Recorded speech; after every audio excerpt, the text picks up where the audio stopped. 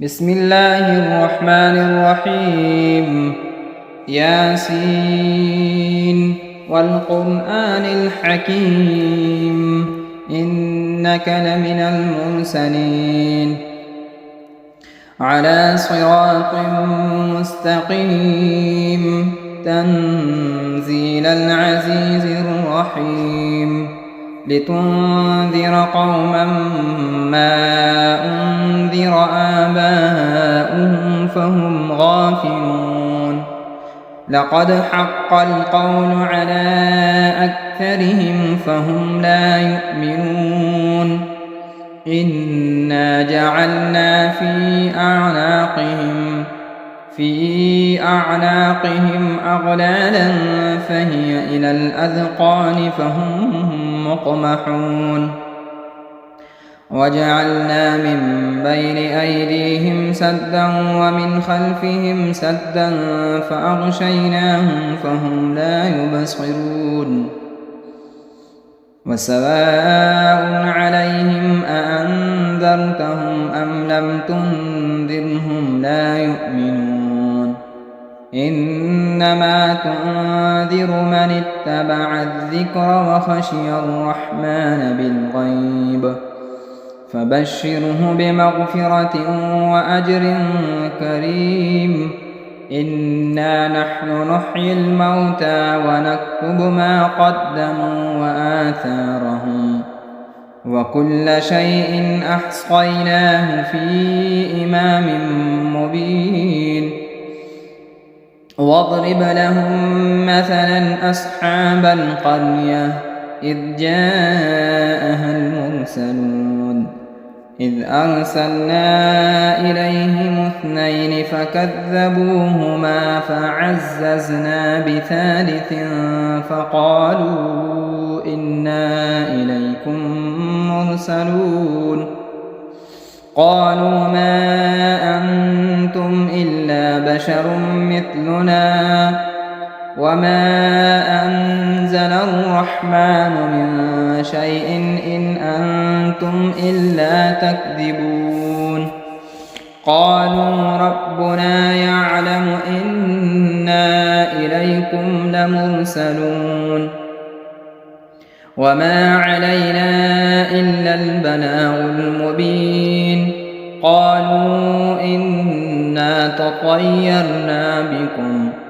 لئن لم تنتهوا لنرجمنكم وليمسنكم منا عذاب أليم قالوا طائركم معكم أئن ذكرتم بل أنتم قوم مسرفون وجاء من أقصى المدينة رجل يسعى قال يا قوم اتبعوا المرسلين اتبعوا من لا يسألكم أجرا وهم مهتدون وما لي لا أعبد الذي فطرني وإليه ترجعون أأتخذ من دونه آلهة إن يردني الرحمن بضر لا تغن عني شفاعتهم شيئا ولا ينقذون إني إذا لفي ضلال مبين إني آمنت بربكم فاسمعون قيل ادخل الجنة قال يا ليت قومي يعلمون بما غفر لي ربي وجعلني من المكرمين وما أنزلنا على قومه من بعده من جند من السماء وما كنا منزلين إن كانت إلا صيحة واحدة فإذا هم خامدون يا حسرة على العباد ما يأتون يأتيهم من رسول إلا كانوا به يستهزئون ألم يروا كم أهلكنا قبلهم من القرون أنهم إليهم لا يرجعون وإن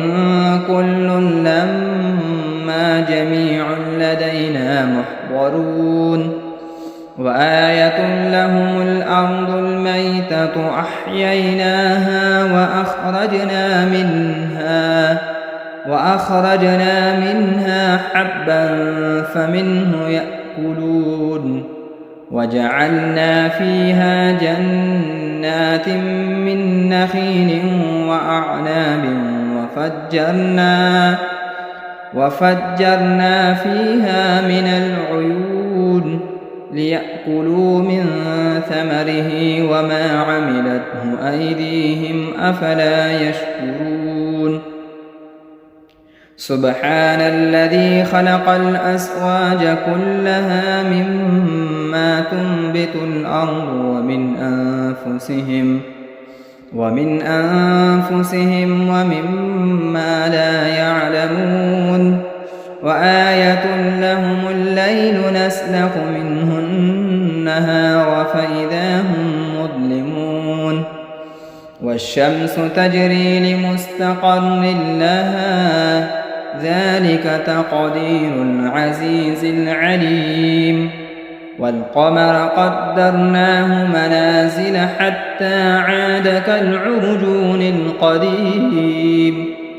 لا الشمس ينبغي لها أن تدرك القمر ولا الليل سابق النهار وكل في فلك يسبحون وآية لهم أنا حملنا ذريتهم في الفلك المشحون وخلقنا لهم من مثله ما يركبون وإن نشأ نغرقهم فلا صريخ لهم ولا هم ينقذون إلا رحمة منا ومتاعا إلى حين وإذا قيل لهم اتقوا ما بين أيديكم وما خلفكم لعلكم ترحمون وما تأتيهم من آية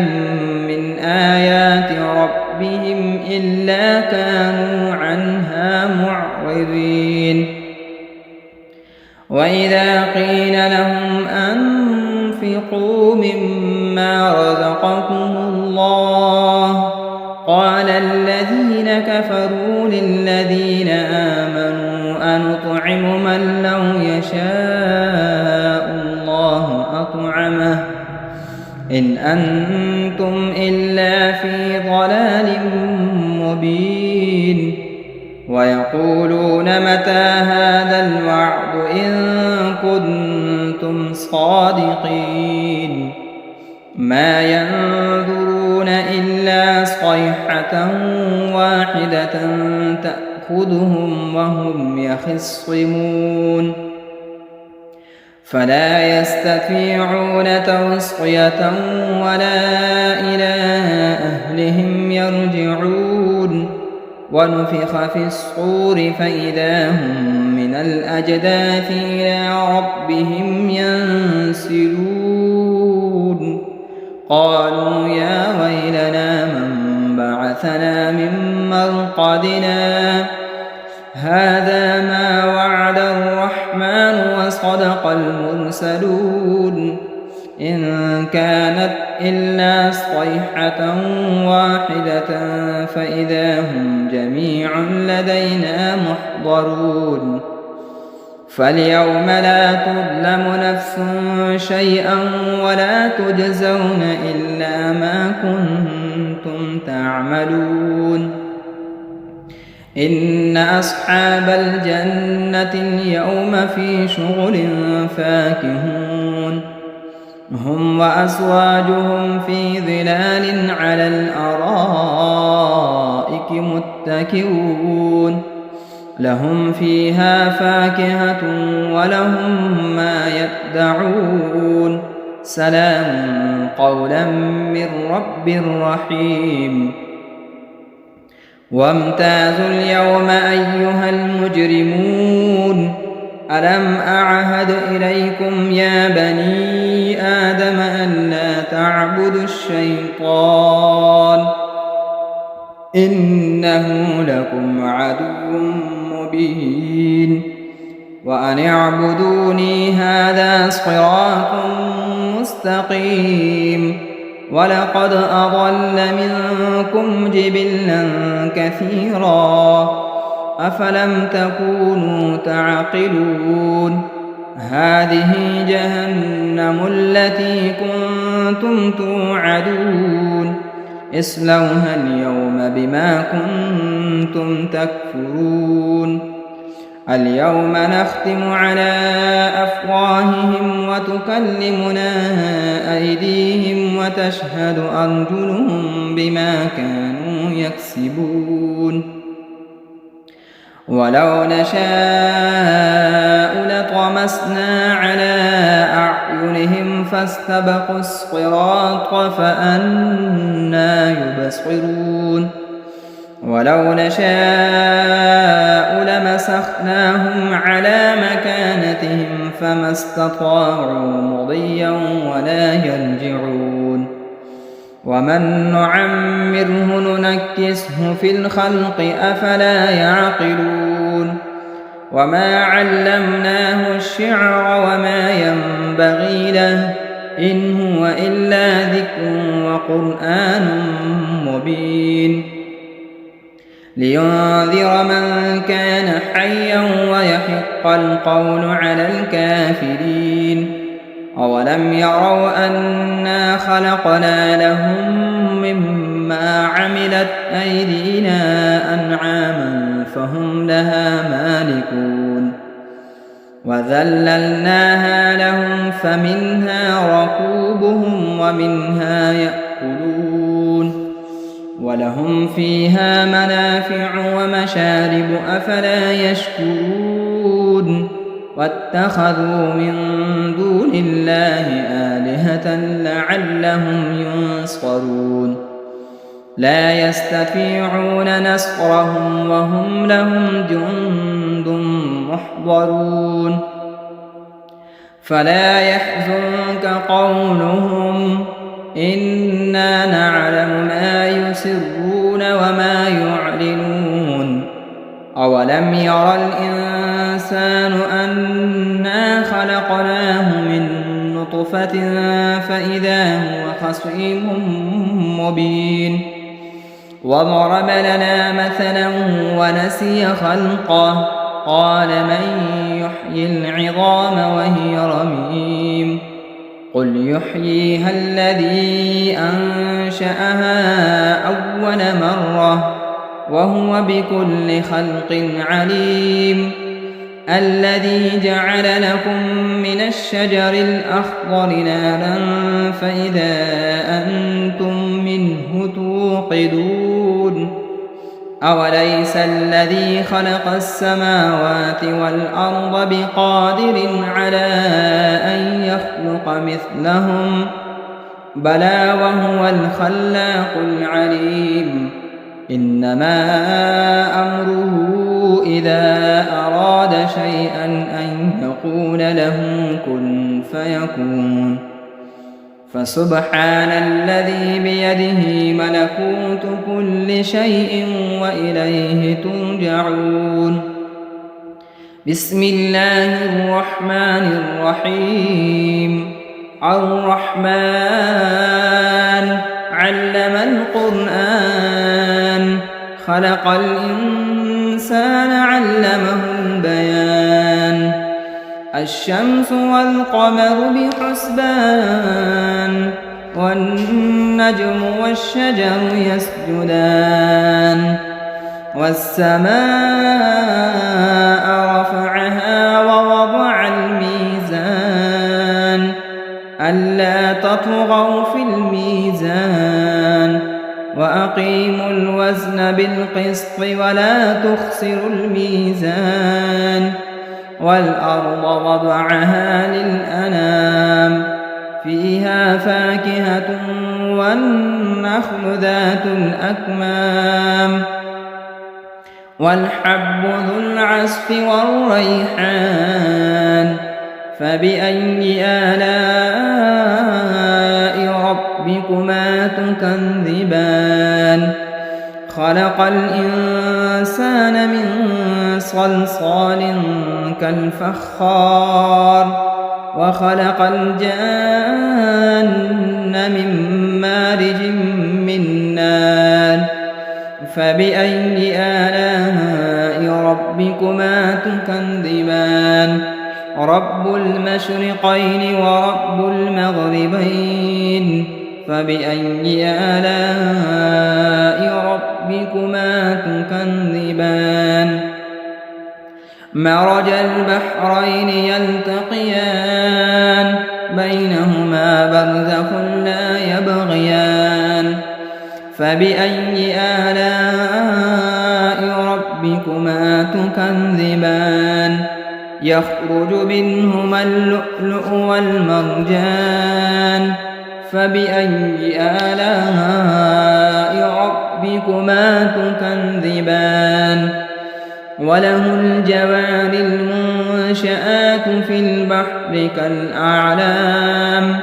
فبأي آلاء ربكما تكذبان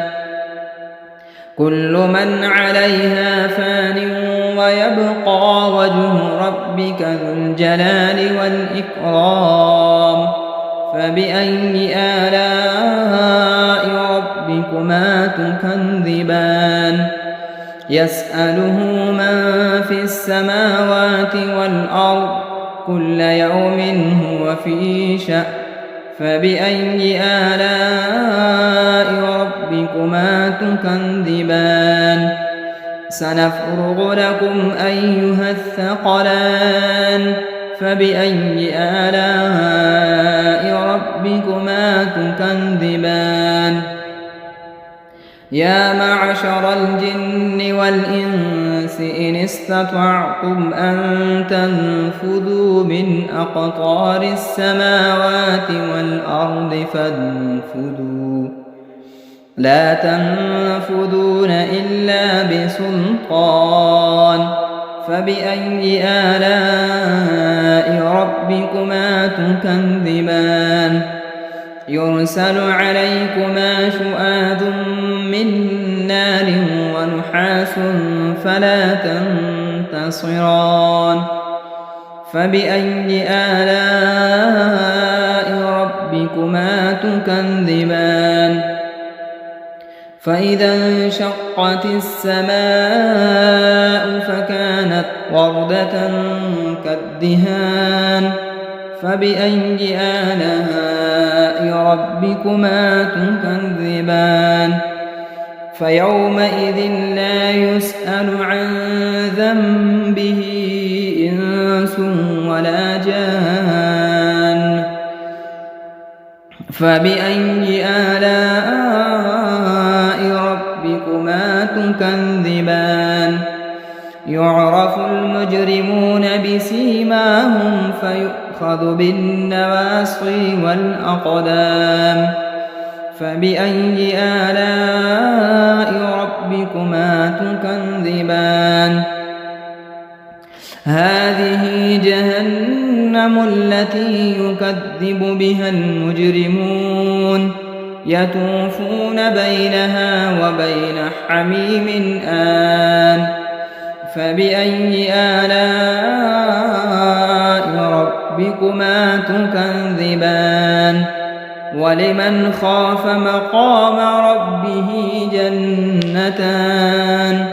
فبأي آلاء ربكما تكذبان ذواتا أفنان فبأي آلاء ربكما تكذبان فيهما عينان تجريان فبأي آلاء ربكما تكذبان فيهما من كل فاكهة زوجان فبأي آلاء ربكما تكذبان متكئين على فرش بطائنها من استبرق وجنى الجنتين دان فبأي آلاء ربكما تكذبان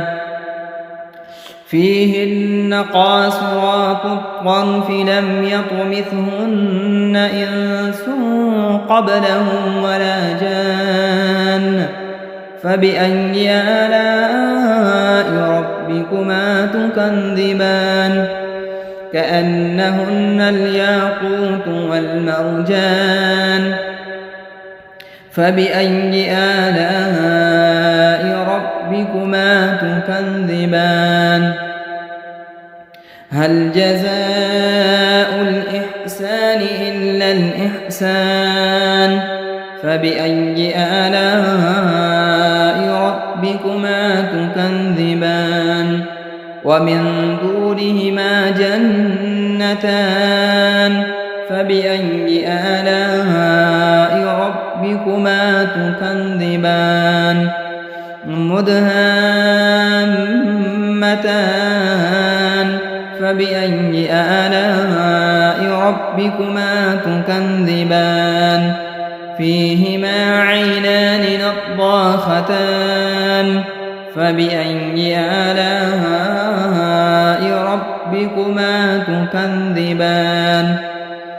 فيهما فاكهة ونخل ورمان فبأي آلاء ربكما تكذبان فيهن خيرات حسان فبأي آلاء ربكما تكذبان حور مقصورات في الخيام فبأي آلاء ربكما تكذبان لم يطمثهن إنس قبلهم ولا جان فبأي آلاء ربكما تكذبان متكئين على رفرف خضر وعبقري حسان فبأي آلاء ربكما تكذبان تبارك اسم ربك ذي الجلال والإكرام بسم الله الرحمن الرحيم إذا وقعت الواقعة ليس لوقعتها كاذبة خافضة رافعة إذا رجت الأرض رجا وبست الجبال بسا فكانت هباء منبثا وكنتم أزواجا ثلاثا فأصحاب الميمنة ما أصحاب الميمنة وأصحاب المشأمة ما أصحاب المشأمة والسابقون السابقون أولئك المقربون في جنات النعيم ثلة من الأولين وقليل من الآخرين على سرر موضونة متكئين عليها متقابلين يطوف عليهم ولدان مخلدون بأكواب وأباريق وكأس من معين لا يصدعون عنها ولا ينزفون وفاكهة مما يتخيرون ولحم طير مما يشتهون وحور عين كأمثال اللؤلؤ المكنون جزاء بما كانوا يعملون لا يسمعون فيها لغوا ولا تأثيما إلا قيلا سلاما سلاما وأصحاب اليمين ما أصحاب اليمين في سدر مخضود وطلح ممدود وظل ممدود وماء مسكوب وفاكهة كثيرة لا مقطوعة ولا ممنوعة وفرش مرفوعة إنا أنشأناهن إنشاء فجعلناهن أبكارا عربا أترابا لأصحاب اليمين ثلة من الأولين وثلة من الآخرين وأصحاب الشمال ما أصحاب الشمال في سموم وحميم وظل من يحموم لا بارد ولا كريم إنهم كانوا قبل ذلك مترفين وكانوا يصرون على الحنث العظيم وكانوا يقولون أئذا متنا وكنا ترابا وعظاما أئنا لمبعوثون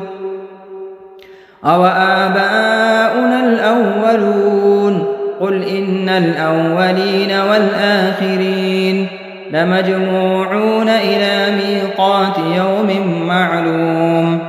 ثم إنكم أيها الضالون المكذبون لآكلون من شجر من زقوم فمالئون منها البطون فشاربون عليه من الحميم فشاربون شرب الهيم هذا نزلهم يوم الدين نحن خلقناكم فلولا تصدقون أفرأيتم ما تمنون أأنتم تخلقونه أم نحن الخالقون نحن قدرنا بينكم الموت وما نحن بمسبوقين على أن نبدل أمثالكم وننشئكم فيما لا تعلمون ولقد علمتم النشأة الأولى فلولا تذكرون أفرأيتم ما تحرثون أأنتم تزرعونه أم نحن الزارعون لو نشاء لجعلناه حطاما فظلتم تفكهون إنا لمغرمون بل نحن محرومون أفرأيتم الماء الذي تشربون أأنتم أنزلتموه من المزن أم نحن المنزلون لو نشاء جعلناه أجاجا فلولا تشكرون أفرأيتم النار التي تورون أأنتم أنشأتم شجرتها أم نحن المنشئون نحن جعلناها تذكرة ومتاعا للمقوين فسبح باسم ربك العظيم فلا أقسم بمواقع النجوم وإنه لقسم لو تعلمون عظيم إنه لقرآن كريم في كتاب مكنون لا يمسه إلا المطهرون تنزيل من رب العالمين أفبهذا الحديث أنتم مدهنون وتجعلون رزقكم أنكم تكذبون فلولا إذا بلغت الحلقوم وأنتم حينئذ تنظرون ونحن أقرب إليه منكم ولكن لا تبصرون فلولا إن كنتم غير مدينين ارجعونها إن كنتم صادقين فأما إن كان من المقربين فروح وريحان وجنة نعيم وأما إن كان من أصحاب اليمين فسلام لك من أصحاب اليمين وأما إن كان من المكذبين الضالين فنزل من حميم وتصلية جحيم إن هذا لهو حق اليقين فسبح باسم ربك العظيم بسم الله الرحمن الرحيم تبارك الذي بيده الملك وهو على كل شيء قدير الذي خلق الموت والحياة ليبلوكم أيكم أحسن عملا وهو العزيز الغفور الذي خلق 7 سماوات طباقا ما ترى في خلق الرحمن من تفاوت فارجع البصر هل ترى من فتور ثم ارجع البصر كرتين ينقلب إليك البصر خاسئا وهو حسير ولقد زينا السماء الدنيا بمصابيح وجعلناها رجوما للشياطين وأعتدنا لهم عذاب السعير وللذين كفروا بربهم عذاب جهنم وبئس المصير إذا ألقوا فيها سمعوا لها شهيقا وهي تفور تكاد تميز من الغيظ كلما ألقي فيها فوج سألهم خزنتها ألم يأتكم نذير قالوا بلى قد جاءنا نذير فكذبنا وقلنا ما نزل الله من شيء إن أنتم إلا في ضلال كبير وقالوا لو كنا نسمع أو نعقل ما كنا في أصحاب السعير فاعترفوا بذنبهم فسحقا لأصحاب السعير إن الذين يخشون ربهم بالغيب لهم مغفرة وأجر كبير وأسروا قولكم أو اجهروا به إنه عليم بذات الصدور ألا يعلم من خلق وهو اللطيف الخبير هو الذي جعل لكم الأرض ذلولا فامشوا في مناكبها وكلوا من رزقه وإليه النشور أأمنتم من في السماء أن يخسف بكم الأرض فإذا هي تمور أم أمنتم من في السماء أن يرسل عليكم حاصبا فستعلمون كيف نذير ولقد كذب الذين من قبلهم فكيف كان نكير أولم يروا إلى الطير فوقهم صافات ويقبض ما يمسكهن إلا الرحمن إنه بكل شيء بصير أمن هذا الذي هو جند لكم ينصركم من دون الرحمن إن الكافرون إلا في غرور أمن هذا الذي يرزقكم إن أمسك رزقه بل لجوا في عتو ونفور أفمن يمشي مكبا على وجهه أهدى أم من يمشي سويا على صراط مستقيم قل هو الذي أنشأكم وجعل لكم السمع والأبصار والأفئدة قليلا ما تشكرون قل هو الذي ذرأكم في الأرض وإليه تحشرون ويقولون متى هذا الوعد إن كنتم صادقين قل إنما العلم عند الله وإنما أنا نذير مبين